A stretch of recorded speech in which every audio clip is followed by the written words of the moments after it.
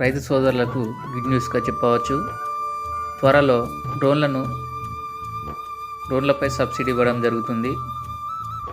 రైతు సోదరులు ఇలాంటి ఇన్ఫర్మేషన్ మీకు కావాలనుకుంటే మన యొక్క ఛానల్ని సబ్స్క్రైబ్ చేయండి, అలాగే బెల్ బటన్ నొక్కండి. వ్యవసాయ ఆధునిక పద్ధతిలో భాగంగా రైతులకు ఈ ఏడాది సబ్సిడీపై డ్రోన్ల పంపిణీ చేయాలని రాష్ట్ర ప్రభుత్వం నిర్ణయించినట్లు జనగాం జిల్లా వ్యవసాయ అధికారులు తెలిపారు.